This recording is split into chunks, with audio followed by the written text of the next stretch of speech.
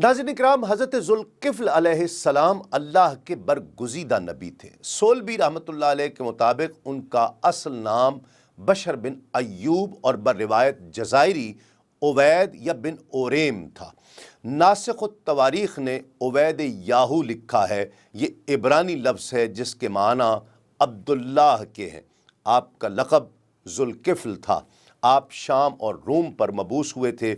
आपकी एक अहम खूबी और वस्फ़ ये था कि आपको गुस्सा कभी नहीं आता था और आप बेमिसल मेहमान नवाज थे और आप मुक़द्दमात के फ़ैसले भी किया करते थे। कुरान मजीद में ज़ुल्किफ़्ल अलैहिस्सलाम का ज़िक्र सूरतुल अंबिया और स्वाद में किया गया है और इन दोनों में सिर्फ़ नाम मज़कूर है, किसी किस्म के हालात का कोई तज़किरा मौजूद नहीं है। सूरतुल अंबिया में इरशाद रब्बानी है, और इस्माईल और इदरीस और ज़ुल्किफ़्ल को याद करो, वो सब सब्र करने वाले थे और उन्हें हमने अपनी रहमत में दाखिल फरमाया।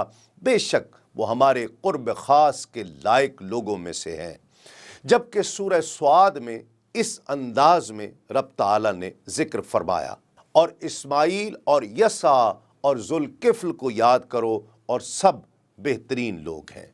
हज़रत ज़ुल्किफ़्ल अलैहिस्सलाम का ज़िक्र दोनों बार हज़रत अय्यूब अलैहिस्सलाम के क़िस्से के बाद फरमाया गया और शायद इसीलिए बाज़ मुफ़स्सिरीन ने उन्हें हज़रत अय्यूब अलैहिस्सलाम का फ़र्ज़ंद भी बताया है और उनका नाम बशर लिखा है, यानी बशर बिन अय्यूब, जबकि ज़ुल्किफ़्ल उनका लक़ब था।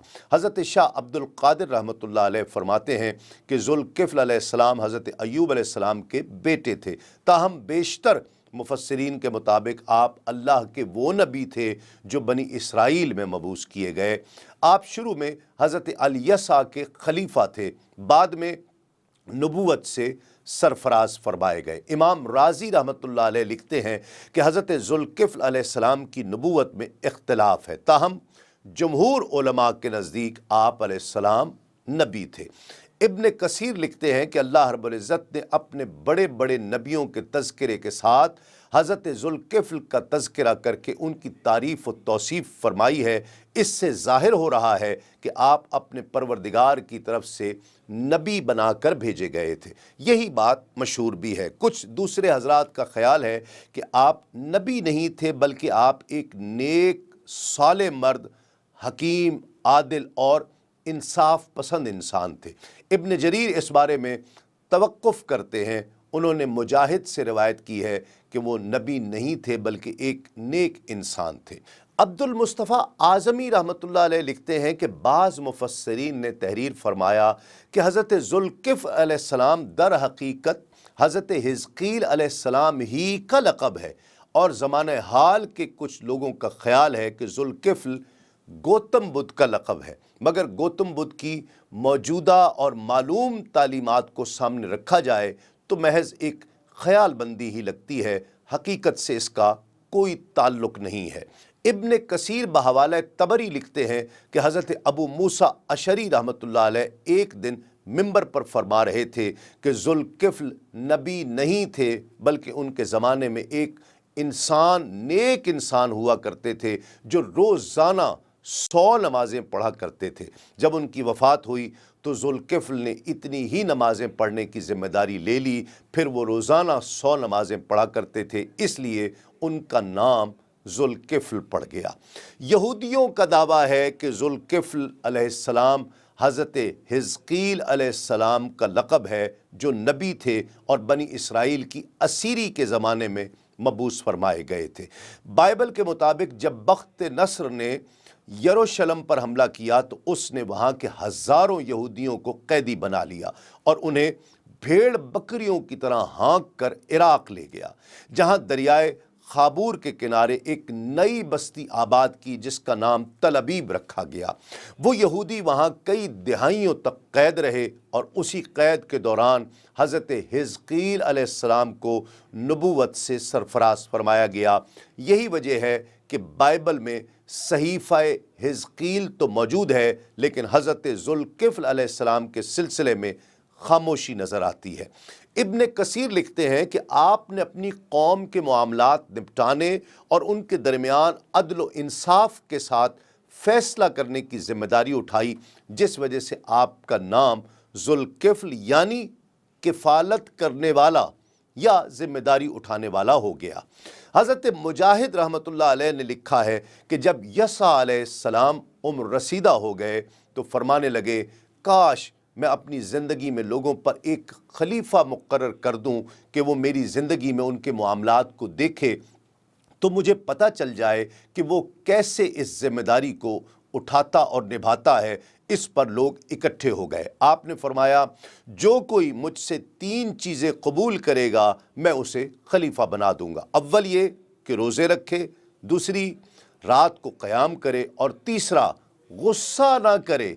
इस पर एक शख्स खड़ा हुआ जिसको नज़रें हकीर देख रही थी। उसने कहा, मुझे आपकी ये शराइत कबूल है।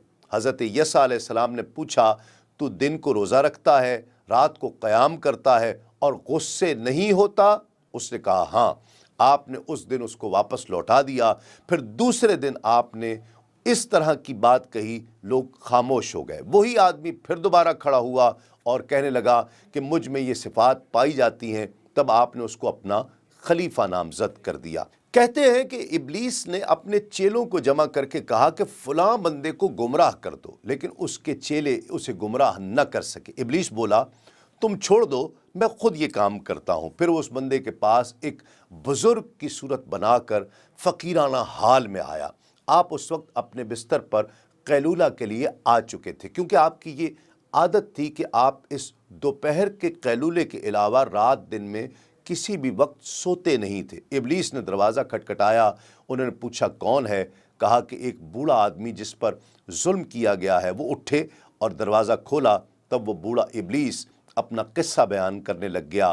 कहने लगा कि मेरा अपनी कौम के साथ झगड़ा हुआ है, उन्होंने मुझ पर जुल्म किया है। वो अपनी बात को तवील करता चला गया, यहाँ तक कि आराम का वक्त ख़त्म हो गया और शाम हो गई। आपने फरमाया कि मैं जब शाम को बैठूंगा तो तेरा हक़ दिला दूंगा। ये सुनकर इब्लीस चला गया। जब शाम हुई और आप अपनी मजलिस में बैठे तो आपकी निगाहें उस बूढ़े को तलाश करती रहीं, लेकिन वो कहीं नज़र नहीं आया। आप उसको तलाश करते करते खड़े हो गए। जब अगले दिन सुबह हुई और आप लोगों के दरमियान फ़ैसला करने बैठे तो उस बूढ़े शख्स का फिर इंतज़ार किया, लेकिन वो आज भी ना आया। जब दोपहर कैलूले का वक्त आ गया तो आप अपने बिस्तर पर तशरीफ़ लाए तो वो बूढ़ा फिर आ टपका और दरवाज़ा खटखटाने लगा। आपने पूछा, कौन है? उसने कहा कि मैं बूढ़ा मजलूम आदमी हूँ। आपने दरवाज़ा खोल दिया और फरमाया, क्या मैंने तुझसे नहीं कहा था कि जब मैं शाम को बैठूं तो मेरे पास आना? इब्लीस बोला, वो बड़ी खबीस कौम है। जब उन्हें ये पता लगा कि आप फैसले के लिए बैठेंगे तो कहने लगे कि हम तेरा हक़ तुझे वापस कर देते हैं। लेकिन जब आप नशिस्त बर्खास्त करने लगे तो उन्होंने मुझे हक़ हक़ देने से इनकार कर दिया। आपने फरमाया, इस वक्त चले जाओ, जब शाम हो तो दोबारा मेरे पास आना। चुनाचे आज भी उसने आपके दोपहर के आराम को गारत कर दिया। शाम को आप उसके मुंतज़िर थे, लेकिन वो फिर नहीं आया। अगले दिन आपको थकावट और नींद की दुश्वारी महसूस हो रही थी। आपने अपने घर वालों से कहा कि दरवाजे के करीब किसी को आने नहीं देना, ताकि मैं अपनी नींद पूरी कर लूं कि बेख्वाबी से बड़ी तकलीफ़ महसूस हो रही। मगर उस आराम के दौरान इब्लीस फिर आ पहुंचा।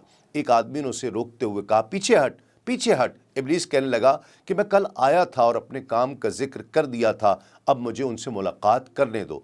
आदमी ने कहा कि नहीं, खुदा की कसम ऐसा नहीं हो सकता, क्योंकि उन्होंने हमें हुक्म दिया है कि किसी को दरवाजे के करीब ना आने दें। जब बूढ़ा नाउम्मीद हो गया तो उसने घर की एक छोटी खिड़की देखी। वहाँ से अंदर जाकर उसने एक अंदरूनी दरवाज़ा खटखटाना शुरू किया। इस पर आप बेदार हो गए और कहा, ए फलां, क्या मैंने तुझे हुक्म नहीं दिया था कि कोई शख्स अंदर ना आने पाए? निगरान ने कहा कि वो मेरी जानिब से दाखिल नहीं हुआ, आप खुद देखिए कि ये कहाँ से अंदर दाखिल हो गया है। आपने खड़े होकर दरवाजे को देखा तो वो बदस्तूर बंद था, जबकि आदमी घर के अंदर मौजूद था। आप उसको पहचान गए। फरमाया, क्या तू अल्लाह ताला का दुश्मन है? उसने कहा, हाँ, मैंने अपनी पूरी कोशिश कर देखी, हर तरह आपको गुस्सा दिलाने की कोशिश की, जैसा कि आप मुशाहिदा कर चुके, लेकिन आपको गुस्सा नहीं आया।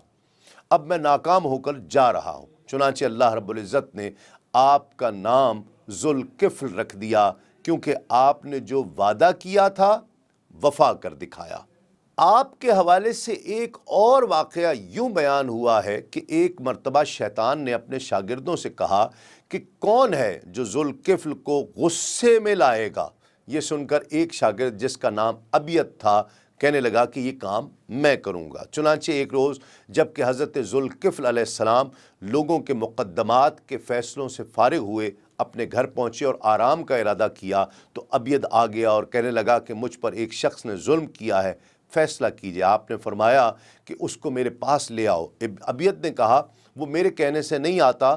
آپ نے اس کو ایک انگشتری دی اور کہا کہ میری یہ انگشتری اس کو دکھاؤ اور کہو کہ تم کو ذوالکفل نے بلایا ہے۔ وہ انگشتری لے کر گیا اور آپ نے اس کا انتظار کیا اور آرام نہیں کیا، اور شب کو بھی آرام نہیں کیا تھا، اور دن بھی اسی طرح گزر گیا۔ جب دوسرا دن ہوا تو ابیت آیا اور اس نے کہا کہ آپ کی انگشتری دیکھ کر بھی وہ نہیں آیا۔ اب آپ آرام کرنے کے لیے تیار تھے، اور دربان نے بھی اس کو سمجھایا کہ دوسرا روز ہے، انہوں نے آرام نہیں کیا ہے، مگر اس نے کہا کہ میں مظلوم ہوں، میری فریاد سنو اور فیصلہ کرو۔ چنانچہ ذوالکفل علیہ السلام نے ایک خط لکھ کر دیا اور کہا کہ میرا یہ خط لے کر جاؤ اور اس کو میرے پاس بلا کر لاؤ۔ چنانچہ آپ تیسرے دن بھی اس کے انتظار میں رہے، اور پھر شب آ گئی اور تمام رات عبادت کی۔ اب چوتھا روز آیا کہ پھر ابیت آ گیا اور کہنے لگا کہ وہ آپ کا خط دیکھ کر بھی نہیں آ رہا۔ حضرت ذوالکفل علیہ السلام یہ سن کر اٹھ کھڑے ہوئے اور اس کے ہمراہ روانہ ہو گئے۔ دھوپ سخت تیز تھی، 4 دن جاگتے ہوئے گزر چکے تھے، مگر پھر بھی آپ کے چہرے پر غصے کے آثار تک نہیں تھے۔ جب آپ راستے میں جا رہے تھے تو وہ شخص غائب ہو گیا اور جا کر شیطان سے کہا کہ میں ذوالکفل کو غصے میں لانے سے معذور ہوں، میں نے بڑی کوشش کی مگر وہ کسی طرح غصہ نہیں کرتے۔ روضۃ الاصفاء اور ناسخ التواریخ میں مذکور ہے کہ آپ علیہ السلام درجہ نبوت پر فائز ہونے سے پہلے شام کے بادشاہ کے وزیر تھے۔ اس بادشاہ کو بنی اسرائیل سے سخت دشمنی تھی۔ بادشاہ نے اپنی فوج کا ایک عظیم دستہ بھیج کر بنی اسرائیل کو قتل کروا دیا اور 100 علماء اور فضلاء اور زعماء کو گرفتار کروا لیا۔ حضرت ذوالکفل علیہ السلام نے بادشاہ سے کہا کہ ابھی ان کے قتل کا وقت نہیں آیا، بہتر ہوگا کہ انہیں میرے حوالے کر دیا جائے۔ ذوالکفل علیہ السلام ان تمام قیدی علماء و زعماء کو اپنے ہمراہ لے گئے، ان کی عزت و توقیر کی، ان کی بیڑیاں کٹوائیں، انہیں خوشگوار کھانا کھلایا اور ان کو وقت شب رہا کر دیا، اور بادشاہ کے قلمرو سے بھاگ جانے کو کہا۔ اور صبح کو حضرت ذوالکفل علیہ السلام نے ایسی صورت اختیار کی کہ بادشاہ ناراض بھی نہ ہوا اور ان کی جان بھی بچ گئی۔ اسی کفالت کی وجہ سے آپ علیہ السلام کو ذوالکفل کا نام دیا گیا۔